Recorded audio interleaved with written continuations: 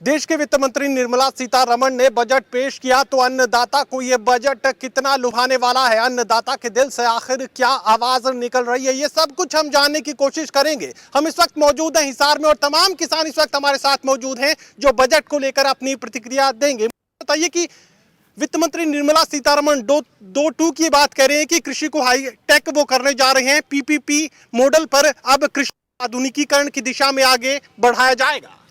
ये बिल्कुल सही कह रहे हैं वो। और ये जो पीपीपी है ना, ये काले कानून का बदला हुआ रूप है। इसमें कोई फर्क नहीं पड़ता किसान का। किसान के तो जो एग्रीकल्चर सेक्टर के ऊपर सब्सिडी सरकार दिया करती है, आजादी के बाद घटाया तो पिछली सरकारों ने भी है। सन 2014 में बीजेपी ने आते हमारी 50% से भी ज्यादा सब्सिडी एग्रीकल्चर सेक्टर की काट दी है। किसान का भला बताओ कहां से होगा।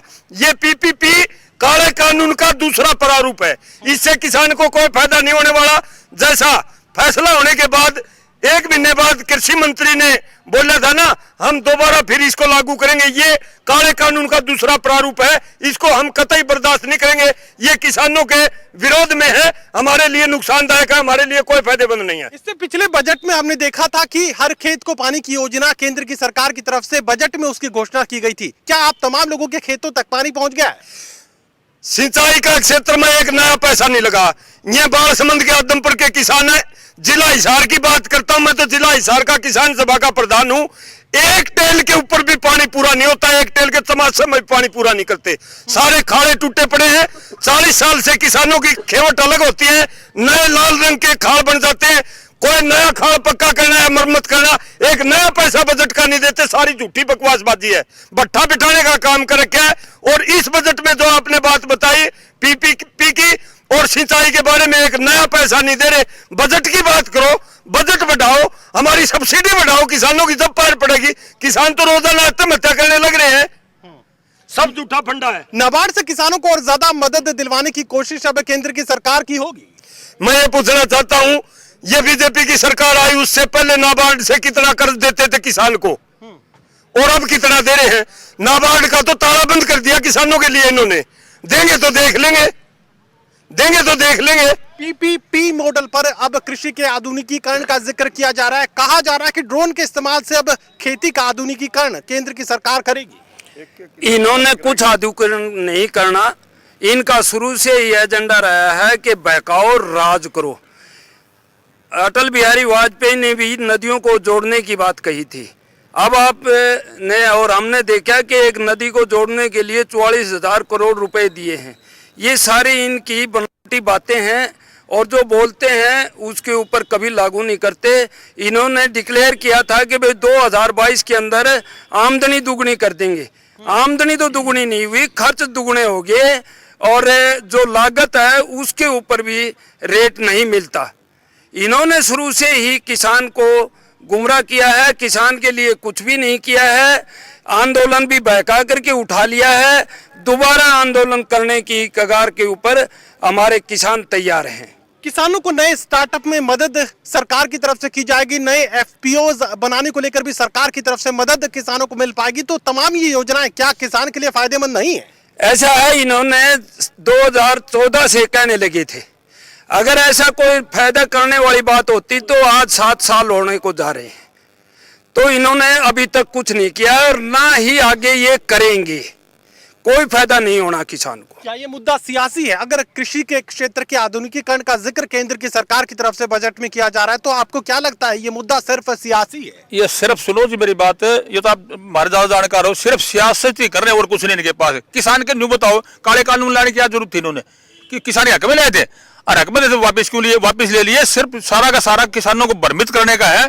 जैसे ये पहले यूरोप में लागू है, अमेरिका में लागू, खेती सारी खत्म कर दी, 1.5% खेती करते हैं अमेरिका के अंदर, लेकिन फिर भी वहां सब्सिडी देते हैं। यहाँ क्या सब्सिडी दे रहे हैं? कुछ नहीं दे रहे। तो सिर्फ सियासत करते हैं, फूट डालो राज करो, जात बिरादरी की बात बढ़ा रहे हैं, कभी मंदिर मस्जिद बढ़ा रहे हैं, और कोई काम को नहीं। बजट में है कोई 5 रुपए की बात? किसान के लिए क्या है? आय दुगुनी करें, कहाँ है आय दुगुनी? अरे खर्चा दुगुना हो गया, पानी टेलो पानी नहीं पहुंच रहा, किसान के मुआवजा नहीं मिल रहा। यहाँ स्थानीय मुद्दे देखो कितने हैं। 2020 का गिरदावरी हो चुकी 51% 76 तक मुआवजा की जो रिपोर्ट है वो जा चुकी, लेकिन 1 रुपए का भी उस मुआवजे के नाम पर नहीं आया। देश की करोड़ों संसद में रुपए खड़े चले होकर भागे। अगर देश के वित्त मंत्री ये कहती है कि कृषि के क्षेत्र का आधुनिकीकरण वो करेंगे, पब्लिक प्राइवेट पार्टनरशिप मॉडल पर कृषि में अब ज्यादा पैसा डालने का काम किया जाएगा, आप इसको यकीन इस पर करने के लिए तैयार क्यों नहीं है? हम बिल्कुल भी नहीं है तैयार। इन्हों सिर्फ धोखाधड़ी है इसमें पीपी में। ये जैसे अपने नमदार जी बता रहे थे, अभी पूरे साहब बता रहे थे, इनके पास कुछ को नहीं, जैसे पीछे धोखा करे वही धोखे वाली बात यह है। धोखे में अगर रख के करे सारा कुछ काम, इनके पास एक पैसा बजट रखा है कोई? इसमें कहाँ रखा है बताओ? 1 रुपया अगर बजट में कहीं भी जिक्र हो तो बता दो। सिर्फ किसान को भ्रमित करने के लिए सिर्फ एक किसान बच रहा था, उसको भी अब मार दिया, धरातल पे लाके छोड़ दिया। देश के वित्त मंत्री निर्मला सीतारमण ये कह रही हैं कि साल 2023 को मोटा अनाज वर्ष घोषित करेंगे। अब इसमें किसान का कोई फायदा आपको नजर आ रहा है? किसान का फायदा एक बात में हो सकता है, वरना ये कितना जोर ला लो, इनकी नीयत में तो खराब है। दूसरी चीज ये है, अगर एमएसपी हमने स्वामीनाथन वाली रिपोर्ट लागू करके और वो दे दे और सारे अनाज उसको कानून ये बना दे कि जो भी खरीदेगा उस एमएसपी से नीचे नहीं खरीदेगा, तो किसान का भला हो सकता है। बाकी इस प्रोजेक्ट में कुछ नहीं धरिया। ये नाम बदलने में बड़े प्यारे लागे हैं। सबसे पहले डीमोनेटाइजेशन ले आए, कितना सुथरा था नाम, लाइना में आदमी मरवा दिए। फिर मोनेटाइजेशन आया, एक नया सौदा जो आप यू बेचन लाग रहे हाँ कि विनिवेश बोलते हैं ना, जिसे निवेश की जगह वी और लगा दिया, पर विनिवेश करेंगे सारी चीजों का, रेल का भी, खेती का भी, सारी चीजें बेचेंगे अपा। अरे 3 पीपी ले आई है, इनकी पीपी आगे खाली भी रहोगी और इन पीपी ने वापिस माफी मांग के हटा लो तो अच्छे रहोगे।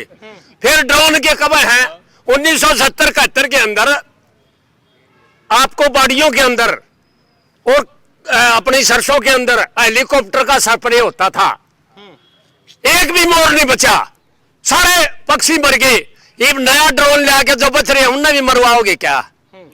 दूसरा के आप ड्रोन की कितनी कीमत मानो हो, वो ड्रोन के 1.5 किलो किसान लाके करेगा, उसने एमएसपी दे दो, उससे बढ़िया कोई चीज नहीं है दुनिया में।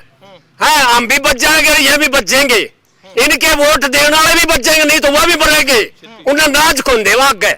तकनीक के इस्तेमाल का जिक्र केंद्र की सरकार कर रही है, कृषि को हाईटेक करने का जिक्र कर रही है, किसान को हाईटेक करने का जिक्र कर रही है। एफपीओ के गठन को लेकर भी किसानों की मदद के लिए केंद्र की सरकार तैयार। अब इसमें खामियां आपको कहां नजर आ रही? ऐसा है जी, ये सरकार जो है प्राइवेटाइजेशन की तरफ बढ़ रही है, किसानों को जो है प्राइवेटाइजेशन की तरफ बढ़ा करके किसानों का सत्यानाश कर रहे हैं। सरकार ने ये कहा था कि हम किसानों को एमएसपी की गारंटी के लिए कमेटी बनाएंगे, वो सरकार ने नहीं बनाई।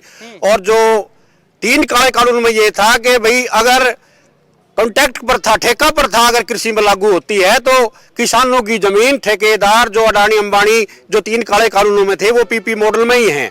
ये पीपी मॉडल में किसानों को बर्बाद करने के लिए है, इससे किसानों को कोई बेनिफिट नहीं होने वाला। किसानों को हाईटेक करने का जिक्र केंद्र की सरकार की तरफ से वित्त मंत्री निर्मला सीतारमण कर रही हैं। अब किसान अगर हाईटेक होगा तो यकीनन जमाने के साथ चलेगा, कृषि का आधुनिकीकरण होगा तो यकीनन किसान को फायदा भी होगा। आप देखिए, हम लोग जब आधुनिकीकरण की बात करते हैं तो आज की सरकार की नहीं, पीछे की बात थोड़ा सा जाना पड़ेगा। ये हरित क्रांति आई, पूरी दुनिया ने इसके रिजल्ट देखे। उस वक्त तो लोग कहते थे कि हमारा पेट भरेगा, लेकिन आज देखिए हमारी हेल्थ हरित क्रांति की वजह से गई, हमारे माल न्यूट्रिशन सारे हरित क्रांति की वजह से, हमारे फूड चेन से। मोटे अनाज की बात सरकार कर रही है। मोटा अनाज तो भारत खजाना था मोटे अनाज का, मोटा अनाज गया कहाँ पे? आपने एक प्लानिंग के तहत पहले पूरे कॉरपोरेट लॉबी ने, इंटरनेशनल लॉबी ने भारत के मोटे अनाज को धरती से उड़ा दिया। केंद्र की सरकार अगर कहती है, वित्त मंत्री निर्मला सीतारमण अगर कहती है कि जीरो बजट खेती का वो जिक्र कर रही है, ऑर्गेनिक खेती का जिक्र कर रही है, तो आखिर इसमें किसान का फायदा क्या आपको नजर नहीं आ रहा? पहले 1970 से पहले यहाँ नहरों से सिंचाई होती थी, उसके बाद में ट्यूबवेल आ गए। ट्यूबवेलों में अलग अलग किस्म का पानी है, किसी में खारा पानी है, किसी में न्यूट्रिएंट ज्यादा है, किसी में कम है, किसी में कार्बोनेट है, बाइकार्बोनेट है, उनसे जमीनें खराब होगी। आप मोटे अनाज कैसे बोओगे? दालें तो खत्म होगी हमारी। अगर आपने बढ़िया तरीके का अगर किसान का भला चाहते हो दिल से, तो एमएसपी की कमेटी बना कर पूरा मुनाफा देकर वह कमेटी बना दो। वरना तो आप बहाने से प्रधानमंत्री कौशल विकास योजना के नाम से एक स्कीम चला रखी है इन्होंने, अपनी कंपनियों को दे रखी है। वो वहां कौशल तैयार करते हैं नए छोरे, 3 महीना में सर्टिफिकेट देवा उसने, और उसने वजीफा भी देवा है, और बचते पीछे वो कंपनी खाजे से। तो यू एफपीओ जो नया लान लाग रहे है, यू नए पीछे खान का एक नया तरीका ढूंढा सरकार ने। क्योंकि इनने तो बिजनेसमैन जो होता है, हमेशा चाणक्य ने यह कहा था बिजनेसमैन को सरकार में मत लो, वरना देश बेच देगा, वो छोड़ने नहीं का। ये साफ तौर से बात कही जा सकती है कि बजट में की गई घोषणाओं पर किसान यकीन करने के लिए तैयार नहीं है। साफ वही बात करें कि किसान की तकदीर तस्वीर अगर खेती की बदलनी है तो एमएसपी की गारंटी किसानों को दे दी जाए। अगर उन्हें अपनी फसलों का अच्छा भाव मिलेगा तो यकीनन किसान की आर्थिक स्थिति फिर बेहतर हो जाएगी। सहयोगी कमल के साथ doctor Mahesh Kumar, total news, Hisar.